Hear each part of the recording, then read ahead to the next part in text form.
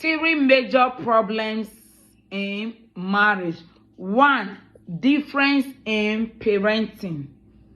Your husband grew up from a different background, your wife from a different background. When you now come together, you might be having conflicting agreement concerning the way you were brought up. And it will definitely affect the way you still bring up your children. This one wants it this way because that is how the parent brought them up. This one wants it this way because that is how the parent taught her or him. Either way, that is one major problem. Differences in parenting. Number two is difference in finance.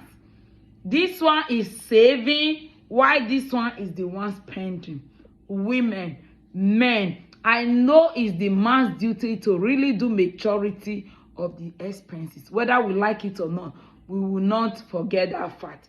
But the way the economy is now, women, don't leave everything to your husband unless your husband is thinkingly rich.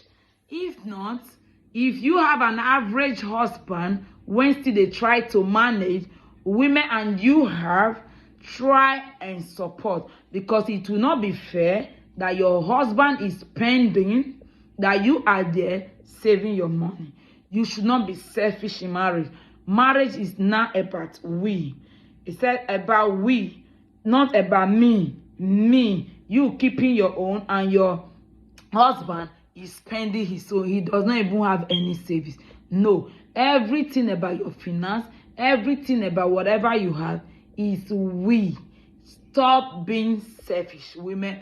Like I said before, unless your husband rich well. If your husband is very rich, it's okay. You can keep your chekele money. He might even let you to be spending your chekele money. But if you have an average husband, like I said before, please try and look for a way to support. Another thing is differences in sex and intimacy.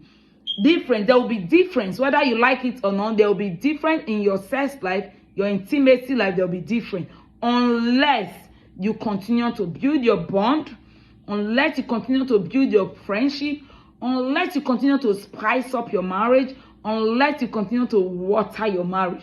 That is why I always preach that husbands, please continue to spice up that marriage. Continue to do those things that you were doing when you were, chasing this woman, when you were pursuing this woman. Women too, those things that you used to do to your husband that that he's so much like. Continue to do those things. Don't stop. Else, you will have problem with your sex life, because the intimacy will no longer be there. The bond will no longer be there. That is why you have to continue to bond. So, having achieved these three things, please make sure you apply it and have a sweet marriage. Thank you.